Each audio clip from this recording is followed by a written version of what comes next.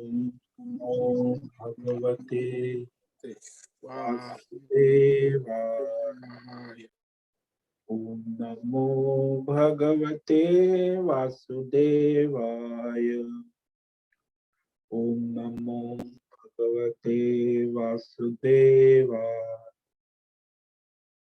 ओम नमो भगवते वासुदेवाय। ओम नमो भगवते वासुदेवाय। ओम नमो भगवते वासुदेवाय।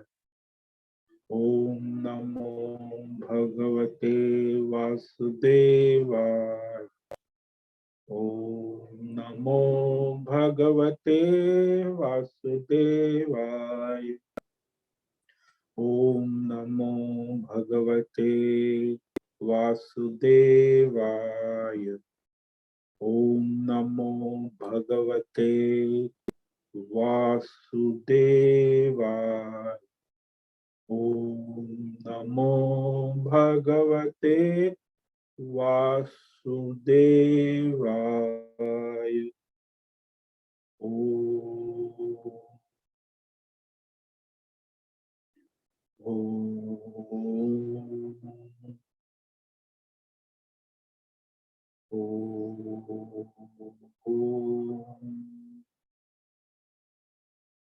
ओम श्री परमात्मने नमो नमः। ओम गणपतये नमो नमः। ओम ऐं ह्रीं श्रीं सं सरस्वत्यै नमो नमः। ओम गुं गुरुभ्यो नमो नमः। ओम सहना भवतु सहनौ भुनक्तु सह वीर्यं करवावहै तेजस्विनावधीतमस्तु मा विद्विषावहै। ओम शांति शांति शांति। सदाशिवसमारंभां शंकराचार्यमध्यमाम् अस्मदाचार्यपर्यन्तां वन्दे गुरुपरम्परा। वन्दे गुरुपरम्परा। ओम पार्थाय प्रतिबोधितां भगवता नारायणेन स्वयं व्यासेन ग्रथितां पुराणं मुनिना मध्ये महाभारतम् अद्वैतामृतवर्षिणीं भगवतीम् अष्टादशाध्यायिनीम् अम्ब त्वामनुसन्दधामि भगवन् गीते भवद्वेषिणि गीते भवद्वेषिणि। ओम नमस्ते परमं ब्रह्म सच्चिदानंद रूपाय निर्गुणाय नमस्तुभ्यं ओमकाराय नमो नमः। ओम तत्सत। ओम ओम ओम। आप सभी भगवत गीता श्रवण साधकों को प्रातः का अभिवादन अभिनंदन अभिवंदन। हरि ही ओम हरि ही ओम हरि ओम। हम सबको आज यह देश काल विषय वस्तु पक्षी परिस्थितियां अपने अपने संचित कर्मों के अनुसार प्रारब्ध में प्राप्त हुआ है। ईश्वर का प्रसाद। तो यह दिव्य भव्य अवसर का हम सब अपने तन मन धन जन के द्वारा परम कृपालु परमेश्वर की परमार्थ हेतु निष्काम सेवा में समर्पित करे और कराए। तो यह आज का दिन विक्रम संवत 2079 और ये कार्तिक मास शुक्ल पक्ष हेमंत ऋतु और यह 10वीं तिथि है। कल सुबह 4:29 उसके बाद कल एकादशी है, देव उठी एकादशी, बड़ी एकादशी, उसके बारे में हम कहेंगे बाद में। सतमिषा नक्षत्र जो है 15:25 तक, और आज शनिवार है, ईस्वी सन 2021 13 नवंबर, और सुबह के 7 बजने वाले हैं। यहाँ ऋषिकेश का रात्रि का न्यूनतम तापमान 11 डिग्री और अधिकतम तापमान 27 डिग्री दिन का। वायु की गति 3-4 किलोमीटर प्रति घंटा चल रही। गंगा जी का प्रवाह 5-10 किलोमीटर, 5 किलोमीटर स्लो है, धीरे, इसमें कोई बह नहीं सकता, और स्वच्छ निर्मल जल। तो यहाँ यह कलियुग चल रहा है। कलियुग में पाखंड धर्म पिछले 2-3 हजार साल से एक के बाद एक आ रहे हैं और भी आएंगे, वैदिक धर्म से विपरीत। और वो पाखंड धर्म जैसे ईसाई है 250 करोड़ असुर, इस्लाम 150 करोड़ असुर, बौद्ध धर्म अवैदिक 50 करोड़ बौद्ध, जैन 1 करोड़ जैन, सिख तो वैदिक धर्म को मानते हैं लेकिन वो अपने, फिर भी वो 3 करोड़ सिख। तो ये सब कलियुगी पाखंडी धर्म है। इसमें धर्म नाम की कोई चीज नहीं, बस वो जो है भोग विलास, साम्राज्यवादी कहते हैं इन लोगों को, ये साम्राज्यवादी हो, संप्रदाय साम्राज्य फैलाओ, उसमें सब राजनीति, ढूक पाठक, सत्ता, न जाने क्या क्या करते हैं। तो कलियुग का ये 5246 वर्ष, और वैदिक धर्म जो है उसको मानने वाले 100 करोड़ है। वो तो रहेंगे चाहे कोई भी युग हो जाए, कलियुग। तो यहाँ यह पृथ्वी लोक जम्बू द्वीप भारतवर्ष, जहां यह वैदिक धर्म के पालन करें, बाकी और कोई द्वीप में नहीं। अमेरिका, ऑस्ट्रेलिया, सब develop country totally under develop, असुर राक्षस। चाइना, ऑस्ट्रेलिया, अफ्रीका, यूरोप, अरब कंट्रीज सब लुटेरे, चोर, अधर्म, पाखंड, मानवता भी नहीं है। दिव्यता की बात तो छोड़ो, मानवता भी नहीं। व्यापार धंधा, लूटो मारो काटो, बस रामराज्य फैलाओ, भय आतंक फैलाओ। तो यह पृथ्वी है, इसमें यह केवल जम्बू द्वीप भारतवर्ष, जहां सनातन हिंदू वैदिक धर्म, हिमालय पर्वतमाला, शिवालिक, मणिपुर, उत्तराखंड, मुनि की रेती, शिशम जाड़ी, अवधूत बाड़ा आश्रम से हम स्वामी उत्तमानंद सरस्वती, भगवद गीता के आचार्य शिष्य स्वामी चिन्मयानंद सरस्वती महाराज, कैवल्याद्वैत वेद व्यास भगवत्पाद शंकराचार्य संन्यास परंपरा से शिक्षित दीक्षित, सनातन वैदिक भारतीय हिंदू धर्म अनुसार संपूर्ण भगवद गीता ज्ञान यज्ञ ऑनलाइन जूम लाइव जीवंत व्याख्यान माला के अंतर्गत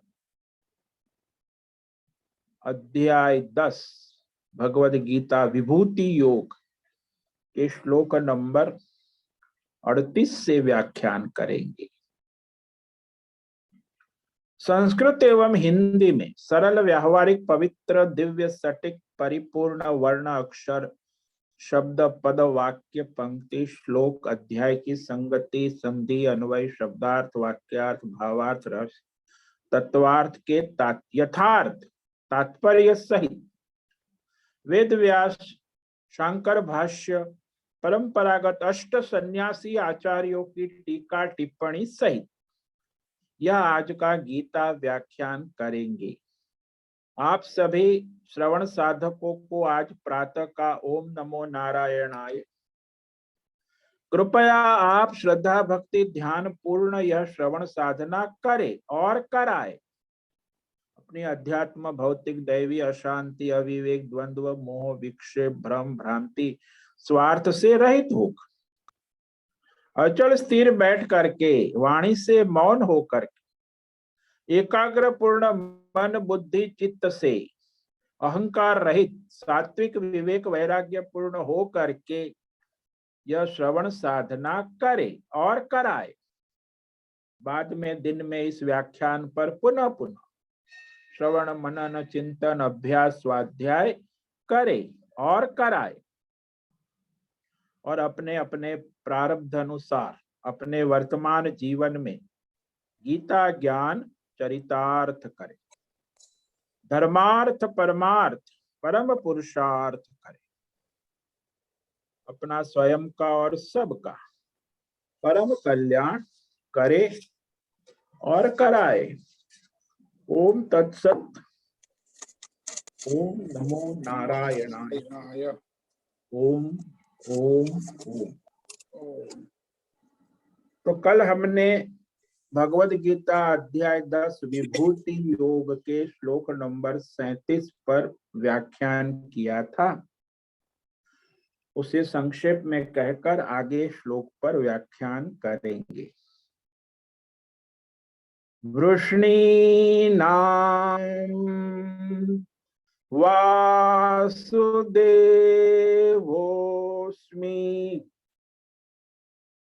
पांडवानां धनञ्जयः मुनीनामप्यहं व्यासः कवीनामुशना कवेः।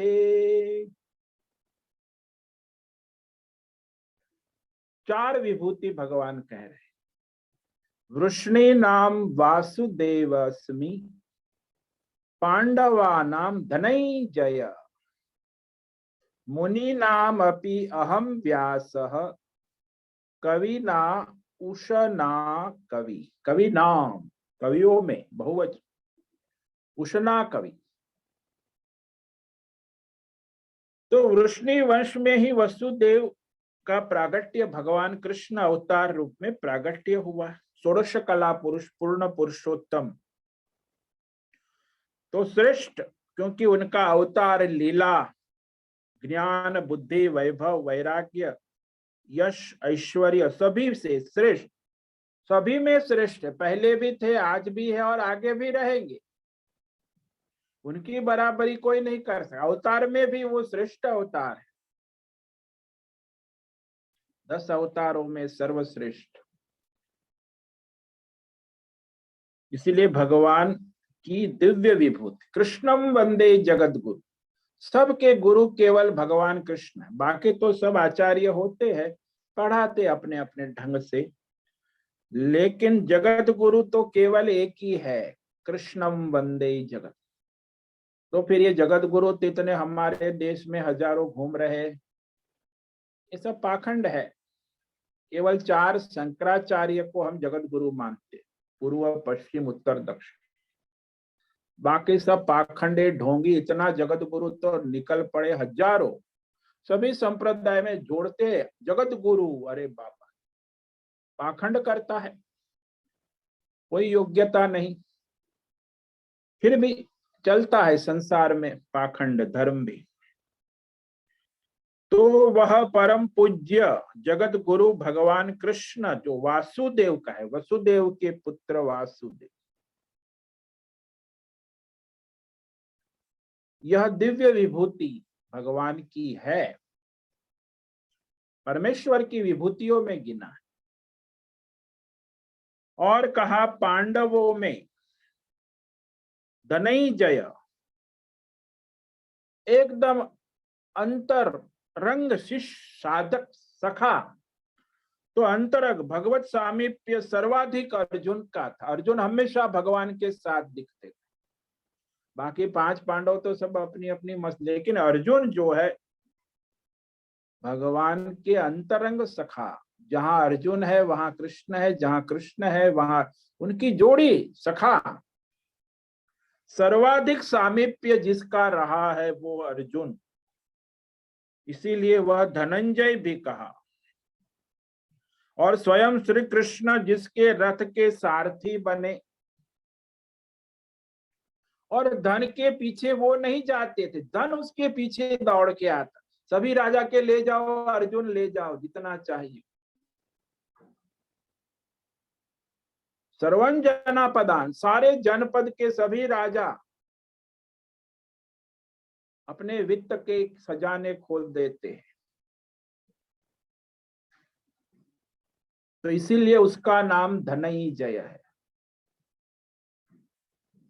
उसको एटीएम कार्ड रखने की जरूरत नहीं है, और उसे ना बैंक अकाउंट की जरूरत है। सारे वर्ल्ड के जितने अकाउंट है सब उसी के हैं। वो चाहे वैसे उसको चला सकता।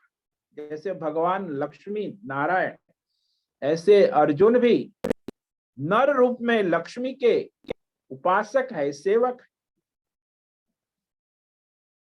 वो धर्म के अनुसार लक्ष्मी का सदुपयोग करते।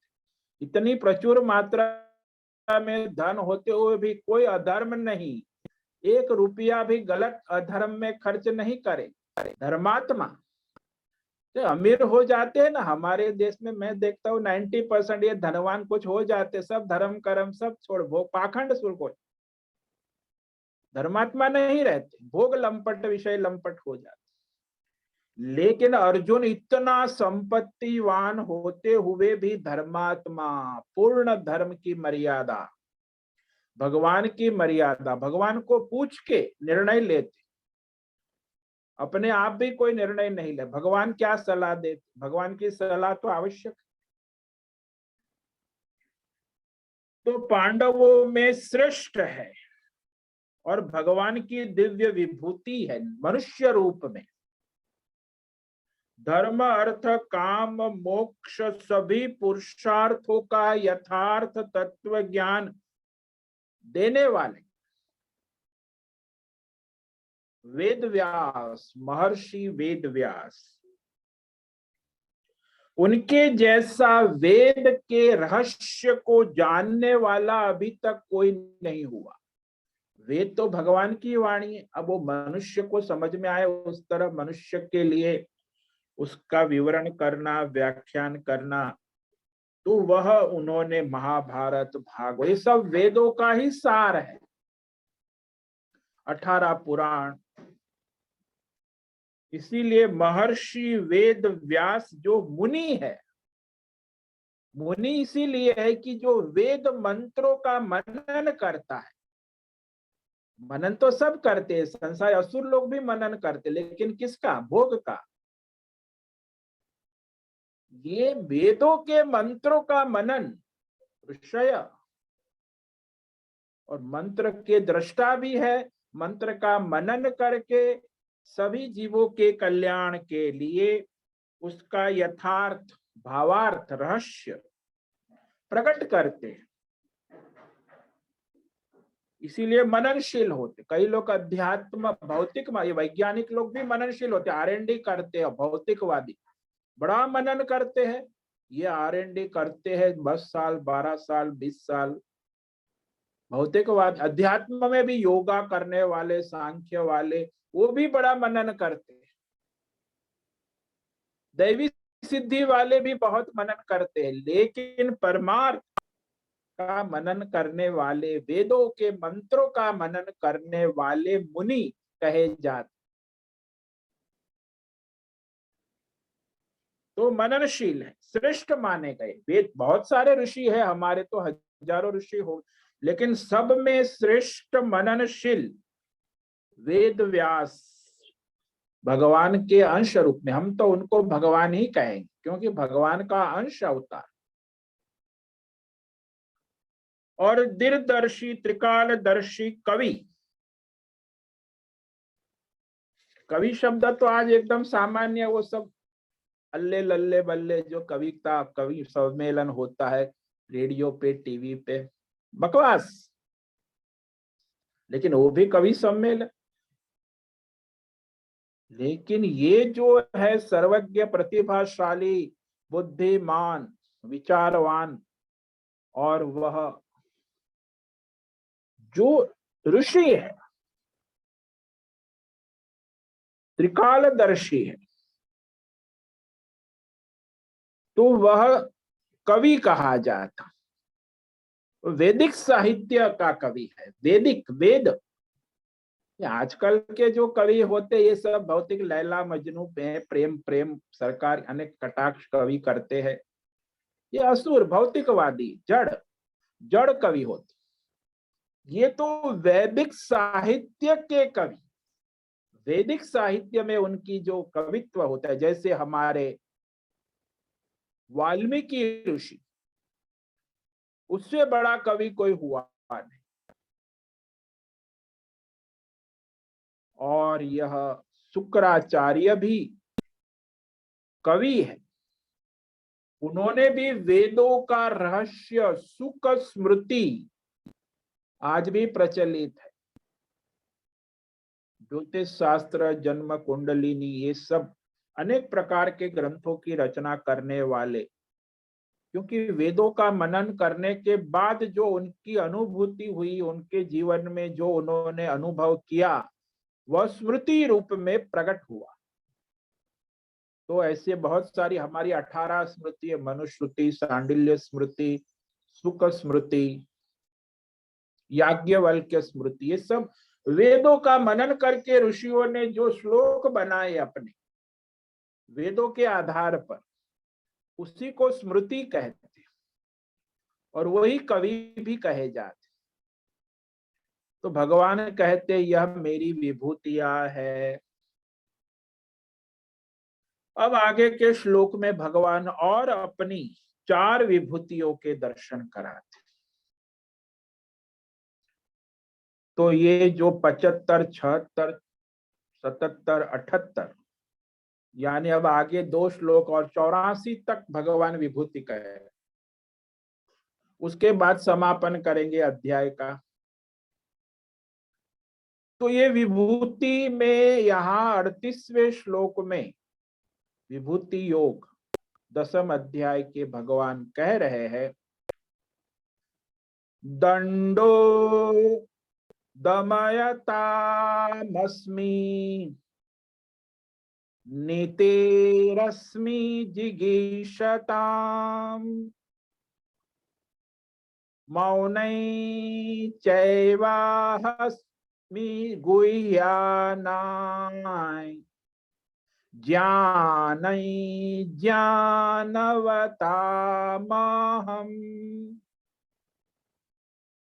यहाँ भगवान और 4 विभूति का दर्शन कराते। दंड दमयतामस्मि, नीति अस्मि जिगीषताम्, मौनम चैवास्मि गुह्यानाय ज्ञानं ज्ञानवतामहम्।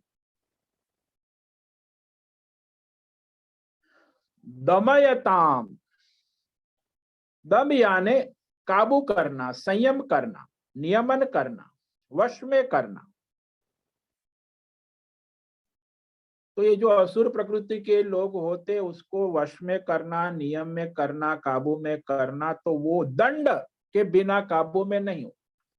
और पशु भी होते, वो भी दंड के बिना काबू में नहीं। पशु और ये असुर और राक्षस, तो दंड, वो उसके जो चरावा होते उसके हाथ में डंडा होता है ना, उस डंडे को देखकर वो पशु सीधा चलता है। यदि वो एक दिन डंडा भूल गया तो फिर पशु देखते कि अरे आज तो डंडा नहीं, आज मौज करो, तो फिर वो यहाँ वहां तो पशु भी डंडे के भय से चलता है।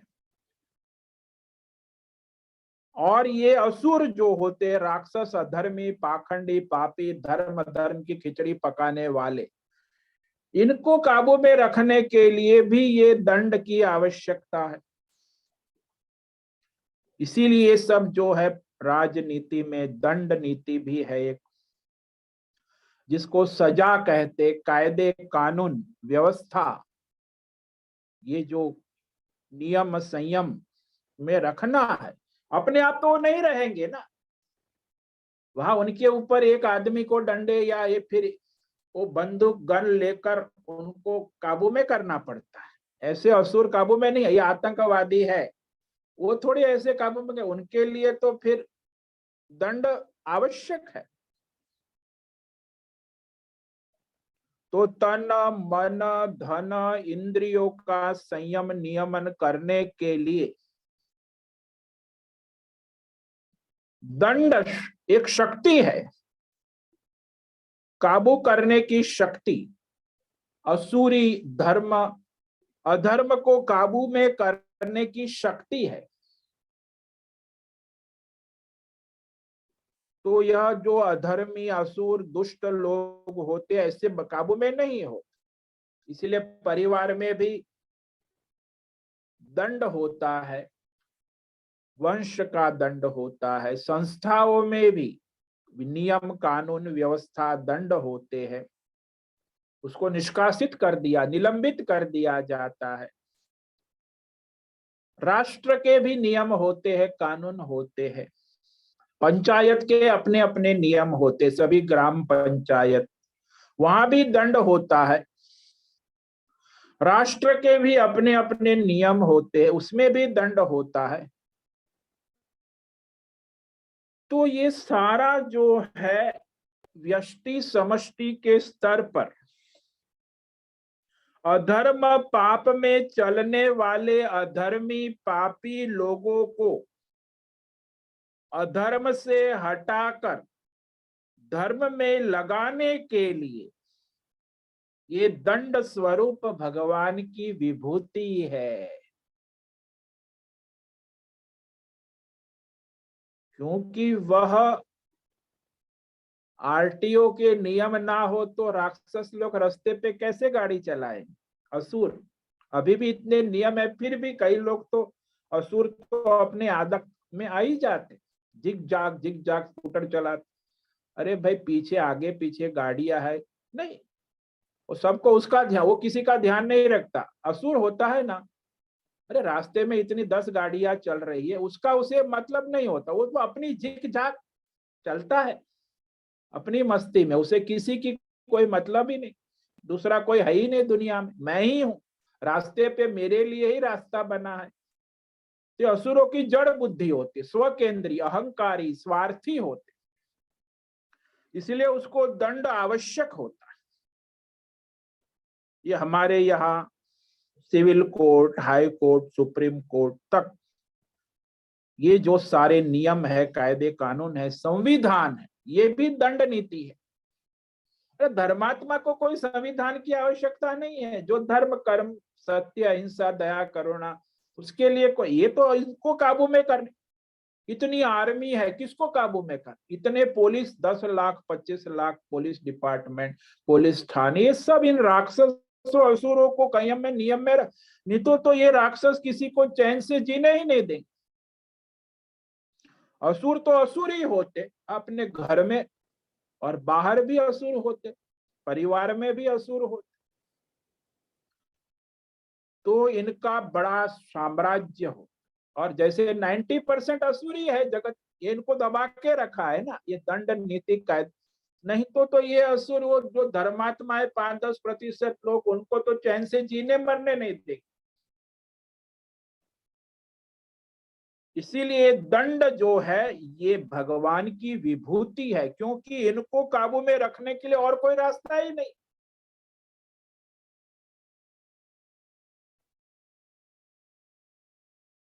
तो पनिशमेंट स्कूल में भी देखो, विद्यार्थी होते हैं तो असुर विद्यार्थी होते, पढ़ते नहीं, दूसरे को पढ़ने नहीं देते, तो उनको वो काबू में रखने के लिए फिर वो टीचर उनको हाथ ऊपर करके बेंच पे खड़ा करते। वो पढ़ा, दूसरे तो 50 विद्यार्थी पढ़ेंगे ना, ये तो असुर है, पनिशमेंट। तो दूसरे असुर भी थोड़े काबू में आ जाते कि देखो उसको पनिशमेंट हुआ है, तो वो दूसरे तैयार है असुर। क्लास में केवल एक दो विद्यार्थी असुर नहीं है, आधे असुर है। लेकिन फिर सबको एक को पनिशमेंट कर दी तो सभी काबू में 50, फिर क्लास ठीक से चलने देंगे? नहीं तो ये असुर तो है, पढ़ना नहीं है ना पढ़ाना है। तो असुर तो हर जगह होते, प्राइमरी स्कूल से लेके कॉलेज तक, समाज में, परिवार से लेके गांव से लेके राष्ट्र से लेके विश्व तक, सभी जगह असुर तो अधिक मात्रा में। मेजोरिटी डेमोक्रेसी है भाई उनकी, लोकशाही, डेमोक्रेटिक। डेमोक्रेसी में असुरी राज, ज्यादा असुरी होते।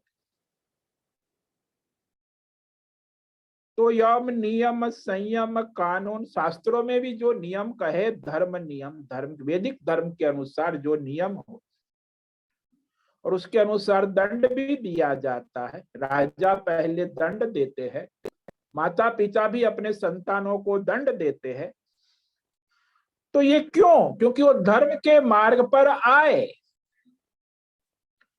तो उसे धर्म सत मार्ग पर लगाने के लिए दंड स्वरूप भगवान की विभूति है, ऐसे उसको कष्ट देने के लिए नहीं है।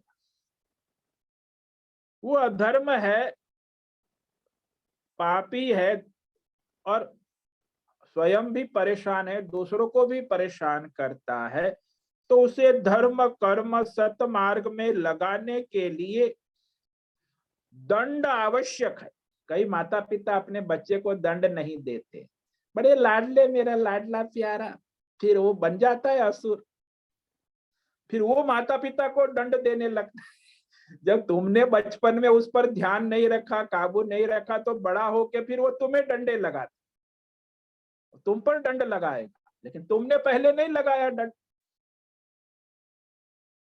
तो दंड देना चाहिए बचपन से ही। वो एक बच्चा है, पेंसिल चोरी करके आया घर में, माँ ने कहा तो पेंसिल चोरी करके, दो चांटे लगाए, जा दे के आ, किसकी है? अभी दे के आ। नहीं नहीं माँ, कल दे दूंगा।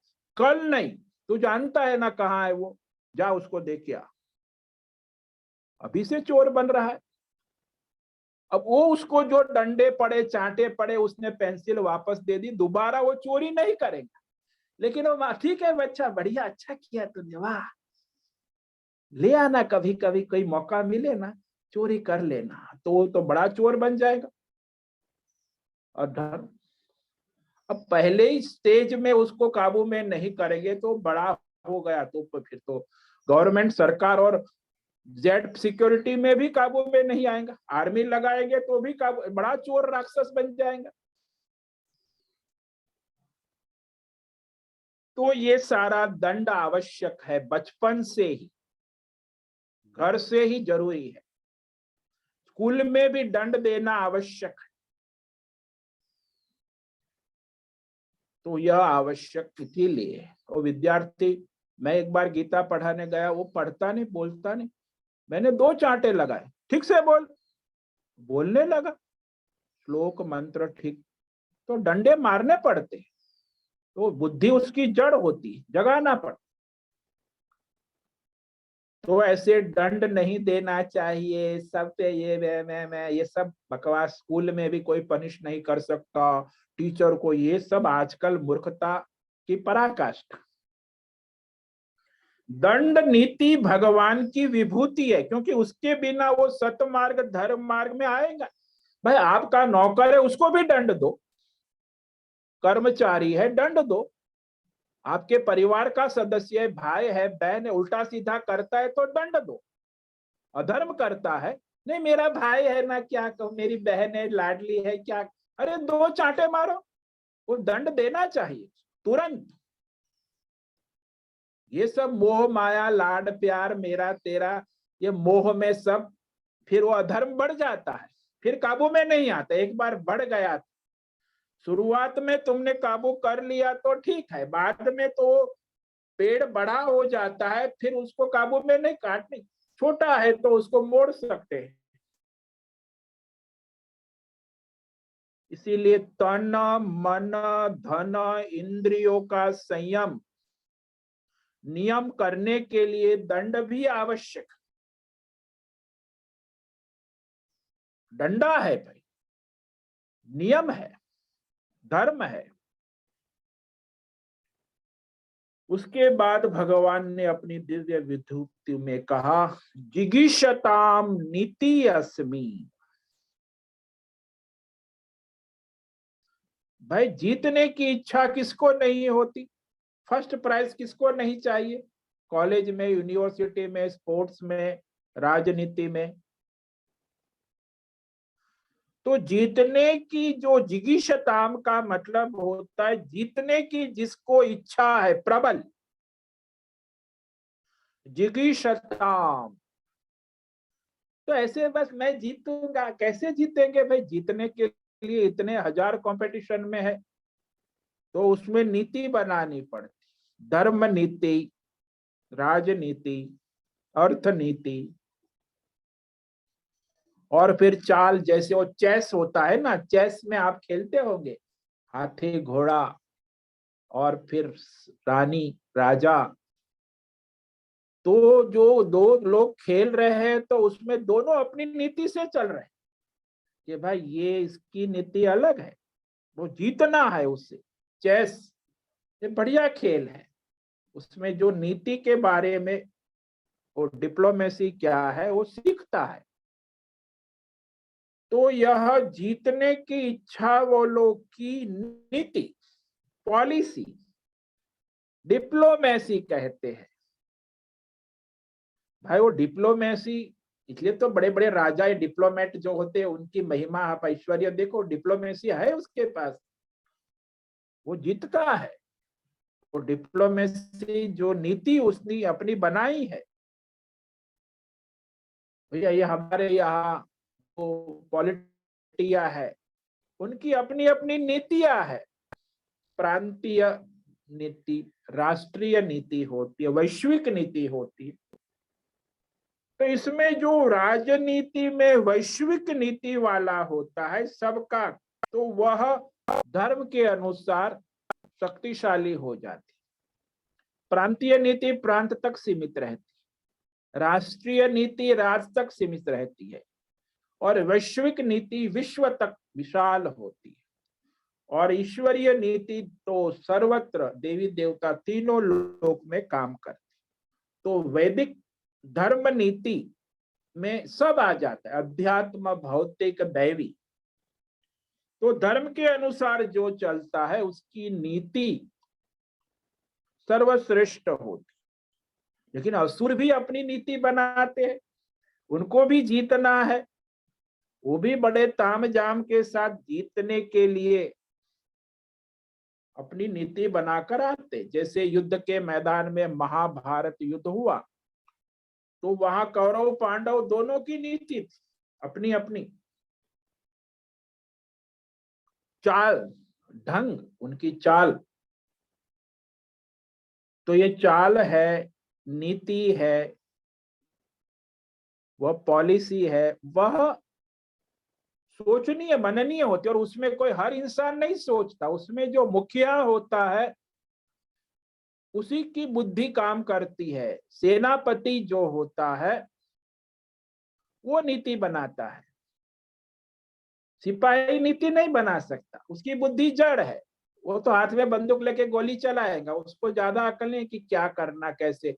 अब वो नीति बनानी है तो उसके लिए विशेष बुद्धि चाहिए, विवेक चाहिए, ज्ञान चाहिए, धर्म चाहिए। और वो नीति के अनुसार फिर वो अपना जीतने की इच्छा के कारण वो जीत प्राप्त कर, क्योंकि उनको जीतने की इच्छा के लिए ही नीति बनाई जाती, कोई हारने के लिए नीति नहीं बनती। हारने के लिए कोई नीति की आवश्यकता भी नहीं, वो तो हार जाएगा बिना नीति वाला। लेकिन जो नीति बनाए, क्रिकेट के मैदान में भी वो टीम होती है, उनको भी मीटिंग होती रहती, अभी इतने स्कोर हुए, अभी उसने मार, फिर उनका मैनेजर है, उनका कैप्टन है, टीम है, सब इमरजेंसी मीटिंग करते हैं। कि इतना स्कोर हुआ, अब ये करना है, तो उनकी नीति उसमें करनी पड़ती है। प्रत्येक सावधान रहना, तो परिस्थितियां बदलती रहती है प्रत्येक क्षण।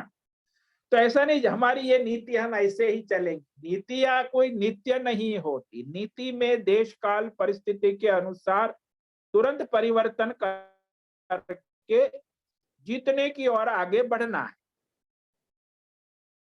तो ये नीति भी कोई ऐसी शाश्वत नीति नहीं होती। वो प्रतिदिन प्रतिक्षण देश काल परिस्थिति व्यक्ति अवस्था के अनुसार उसमें परिवर्तन भी होता है, क्योंकि जीतना लक्ष्य है ना।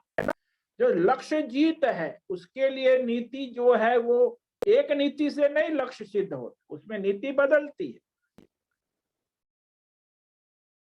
तो आज हमने आपको दो विभूतियों के दर्शन कराए। आगे जो है उस पर हम कल व्याख्यान करेंगे। तो ये जो 38वें श्लोक में गुह्या नाम मौनम अस्मि ज्ञानवताम ज्ञानमहम, इस पर हम कल व्याख्यान करेंगे। तो ये 38वां श्लोक है। इसमें 4 विभूतियां हैं जो आज कही उसे संक्षेप में कह देते हैं। दंडो दमयतामस्मि नितेरस्मि जिगीषताम् मौनै चैवास्मि गुह्यानाय ज्ञानै ज्ञानवतामहम्। तो अधर्म करते हैं, पाप करते हैं, पाखंड करने वाले जो है वो ज्यादा होते हैं, और उस अधर्मी को अधर्म से हटाकर धर्म मार्ग में जोड़ने के लिए जो दंड स्वरूप नीति है, वो दंड भी आवश्यक। तो दंड मैं हूं, भगवान कहते मैं विभूति। और जो जीतना चाहता है विजय जिगीषता,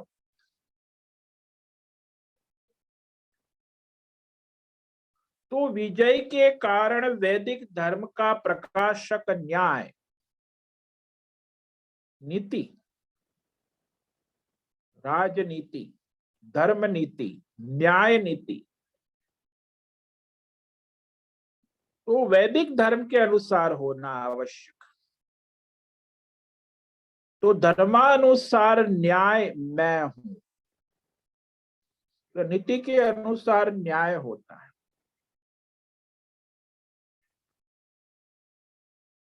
ओम नमो नारायणाय, ओम नमो नारायणाय, ओम नमो नारायणाय, ओम नमो नारायणाय, ओम नमो नारायण।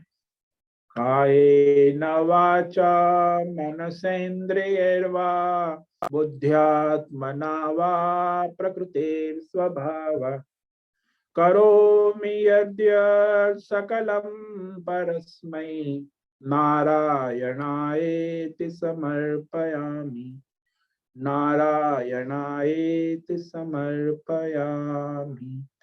ओम सर्वे भवन्तु सुखिनः, सर्वे सन्तु निरामयाः, सर्वे भद्राणि पश्यन्तु, मा कश्चित् दुःखमाप्नुयात्, असतो मा सद्गमय, तमसो मा ज्योतिर्गमय, मृत्योर्मा मृतंगमय। ओम पूर्णमदः पूर्णमिदं पूर्णात् पूर्णमुदच्यते पूर्णस्य पूर्णमादाय पूर्णमेवावशिष्यते। ओम शांति शांति शांति। शंकरं शंकराचार्यं केशवं बादरायणं सूत्रभाष्य कृतौ वंदे भगवन्तौ पुनः पुनः।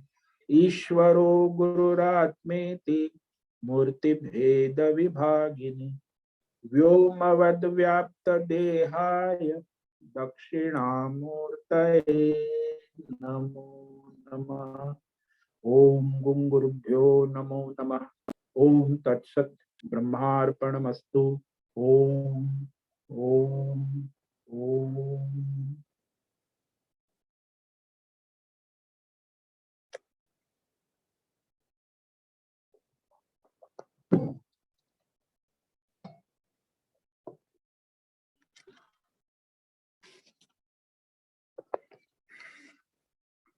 तो कल जो है विशेष पर्व है कार्तिक शुक्ल एकादशी, देवोत्थापनी एकादशी। हालांकि भगवान तो क्षण भर भी नहीं सोते, फिर भी भक्तों की भावना के अनुसार 4 मास शयन करते, आषाढ़ शुक्ल पूर्णिमा से लेके कार्तिक शुक्ल पूर्णिमा। तो साधु संत भी इसमें एक जगह आसन स्थान करते, विचरण नहीं करते। वर्षा ऋतु होती है तो भगवान विष्णु के शयन विषय में कथा है कि भगवान ने महापराक्रमी शंखासुर राक्षस का वध किया। राक्षस को मारने के लिए भी बड़ी पुरुषार्थ करना पड़ता है, तो भगवान को थकावट दूर करने के लिए 4 महीना विश्राम किया। तो ये 4 मास आषाढ़ श्रावण भादो और आश्विन, तो कार्तिक पूर्णिमा जो है यह देवोत्थापनी या प्रबोधिनी, देव प्रबोधिनी एकादशी कहते हैं। इस दिन व्रत के रूप में उपवास होता है, निर्जला भी करते, कोई जल के साथ करते, कोई दूध के, कोई एक बार फलाहार लेते हैं, लेकिन व्रत होता है। संयम नियम पूर्वक रहना, भगवत नाम जप कीर्तन की विशेष महिमा। तो यह पूजा पाठ व्रत उपवास किया जाता है एकादशी। और इस एकादशी में रात्रि जागरण का भी महिमा है। जागरण, रात्रि में भगवत संबंधी कीर्तन, नृत्य, गायन, वेद पुराण, भागवत पुराण आदि पुराणों का पाठ करे और धूप दीप नैवेद्य गंध चंदन फल आदि के द्वारा भगवान की विशेष पूजा करे और भगवान को जागने की प्रार्थना करे। उत्तिष्ठोत्तिष्ठ गोविंद त्यज निन्द्रान् जगत्पते त्वयि सुप्ते जगन्नाथ जगत् सुप्तं भवेदिदम्। उत्तिष्ठोत्तिष्ठ वाराह दंष्ट्रोद्धृतव सुंदरे हिरण्याक्ष प्राणघातेन त्रैलोक्ये मंगलम कुरु। हिरण्याक्ष क्या है? बड़ा राक्षस है। और वही ये money money money, dollar dollar dollar, पैसा पैसा, ये राक्षस है हिरण्याक्ष। और आज तो दुनिया में 90% हिरण्याक्ष है, बस पैसा ही जीवन का लक्ष्य। अब उसको भगवान के सिवा और कोई मार भी नहीं सकता। ये हिरण्याक्ष घर घर में राक्षसी, पैसा और भोग, पैसा और भोग, और कोई धर्म योग साधना उपासना तप परोपकार दान कुछ नहीं। तो इनका नाश करने वाले भगवान मंगलम कुरु, त्रैलोक्य में मंगल होता है। ये राक्षसी सारे संसार में अशांति फैला रहे, अमंगल, जीवन भी उनका अमंगलमय, दूसरों को का भी कल्याण नहीं करते, शोषण करते, गरीबों का खून चूसते हैं राक्षस। तो इस प्रकार यह जो है एकादशी पर्व है। और आज एक विशेष तुलसी विवाह भी होता है। तो आज ही के दिन तुलसी विवाह का आयोजन होता है। वैष्णव संप्रदाय में बड़े धूमधाम से भगवान के शालिग्राम और तुलसी का विवाह किया जाता है। जैसे विवाह होता है ना, वैसे तो उनको तुलसी को सजा धजा कर उससे ओढ़नी चुनरी ओढ़ाते हैं और गमले को साड़ी लपेटते हैं, तुलसी को चूड़ी पहनाते, श्रृंगार, तुलसी का भी श्रृंगार होता। और फिर शालिग्राम विष्णु का स्वरूप है, विधिवत पूजा होती है। और ओम तुलसी नमो नमः इस मंत्र का जाप कर तुलसी देवी पूजा। ओम तुलसी नमो नमः कम से कम एक माला तो कल करे, तुलसी गमले के पास बैठकर। तो भी आपका पूजा ना करे तो ओम तुलसी नमो नमः 11 बार करे। टाइम नहीं है तो कम से कम इतना तो करे। तुलसी देवी बहुत बिजी है लोग, किसी को भगवान की आराधना धर्म करने का टाइम नहीं है ना, तो थोड़ा करे। तो वह एक नारियल दक्षिणा के साथ टीका के रूप में रखते हैं। भगवान शालिग्राम की मूर्ति का सिंहासन हाथ में लेकर तुलसी की 7 परिक्रमा, 7 फेरे होते हैं और आरती विवाहोत्सव होता है। सब अपने अपने ढंग से करते हैं, वैष्णव संप्रदाय में होता है। विवाह के समान ही कार्य होते सारे। विवाह के मंगल गीत गाए जाते हैं। तो ये तुलसी विवाह का प्रसंग जो है, इसका भी आप लाभ ले। आप घर ना हो तो कहीं आसपास मंदिर में जाए, वहां तुलसी विवाह में सहभाग हो जाए। तो ये एकादशी है और उसका लाभ ले और लेवावे। तो अभी 5 मिनट है, और कोई प्रश्न है तो आप पूछ सकते हैं।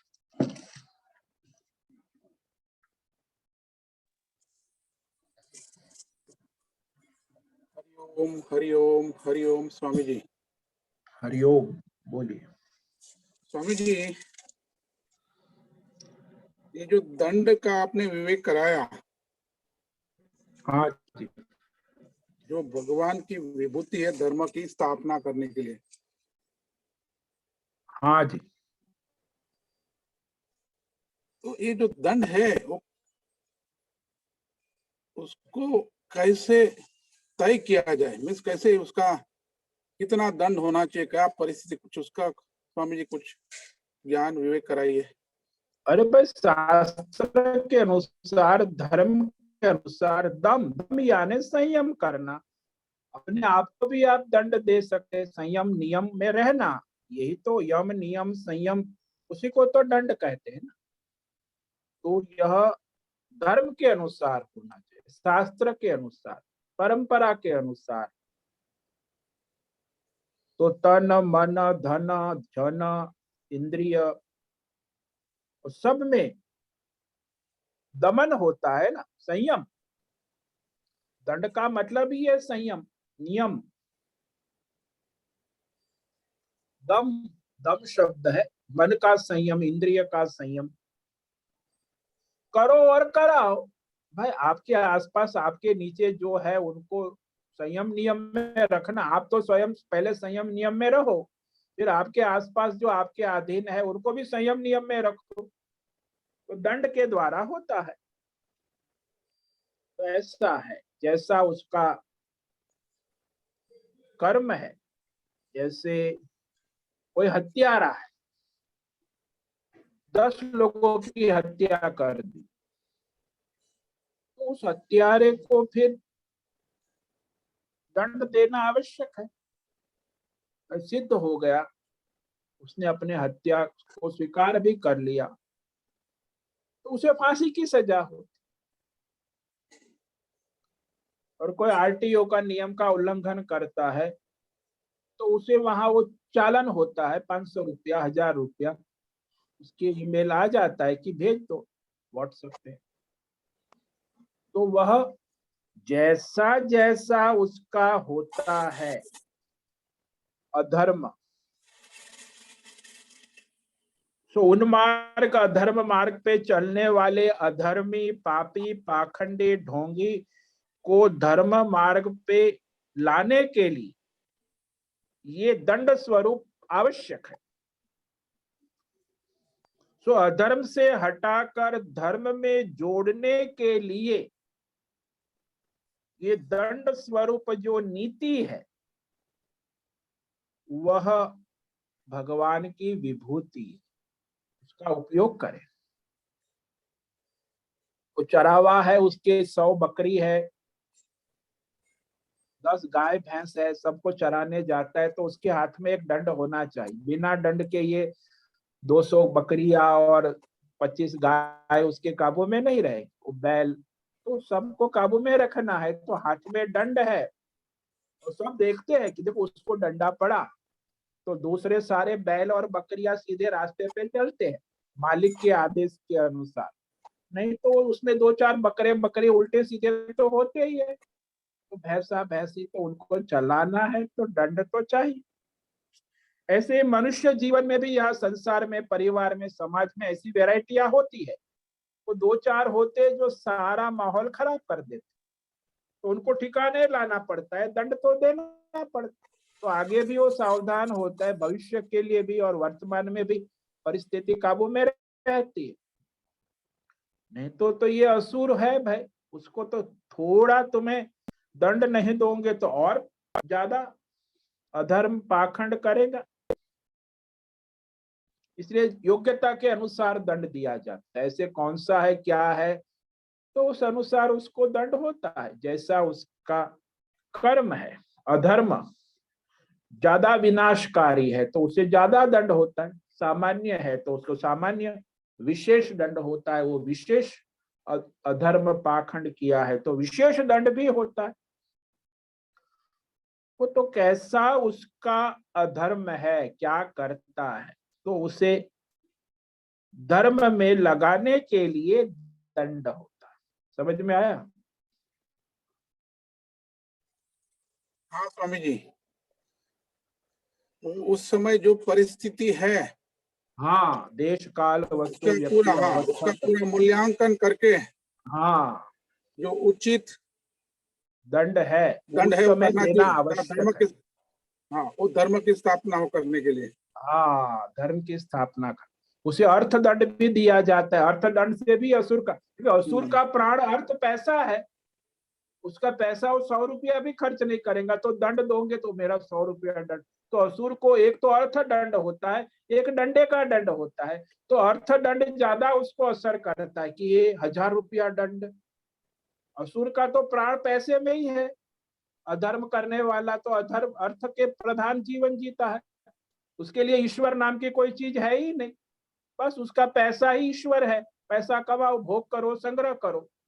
तो उनको अर्थ दंड होता है, वो ज्यादा प्रभाव करता है। और देह दंड भी होता है, प्राण दंड भी होता है। वो तो जैसा उसका कर्म है उस अनुसार दंड होता है।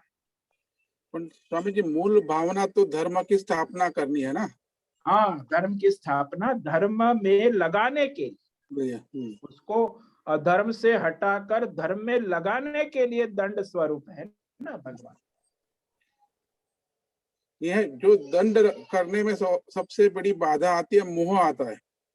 हाँ, मोह मोह आता है, राग आता है, द्वेष भी आता है। ये सब द्वंद्व जो है, तो अज्ञान के कारण मोह से मेरा बेटा, मेरी बेटी, मेरा भाई, मेरा सेवक, मेरा नौकर है, चलो कोई बात नहीं, माफ कर दो, माफ कर दो। अरे तुम माफ करने की बात करते हो।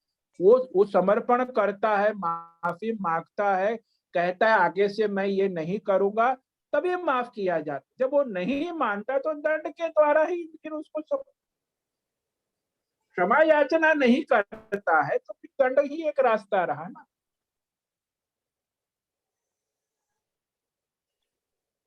बट स्वामी जी, काफी टाइम ऐसा होता है कि सामने वाला क्षमा याचना करता है मगर वो पाखंडी होता है। वो हाँ, तो वो भी आपको देखना है कि उसका क्षमा याचना पाखंड है कि वास्तविक शरणागति समर्पण है। वो वो बहुत आपको जरूरी है। विवेक करना होगा। हाँ, वो हाँ ऊपर से आया हूँ, मैंने माफ कर दिया है, मैंने गलती हो गया, मैं नहीं कर आया हूँ। अरे भाई, ऐसे बकवास करता है तो उसे तो 2 डंडे मारने पड़ते हैं, समझ में आ जाता है कि पाखंड कर रहा है। क्षमा याचना एक अलग चीज होती है, इसमें समर्पण होता है, शरणागति होती है। समझ में आया? हाँ स्वामी जी, क्लियर हुआ। ठीक है, समय भी पूरा ओम नमो नारायण। हो रहा है। सभी साधकों को ओम नमो नारायणाय। सभी साधकों को ओम नमो नारायण स्वामी जी।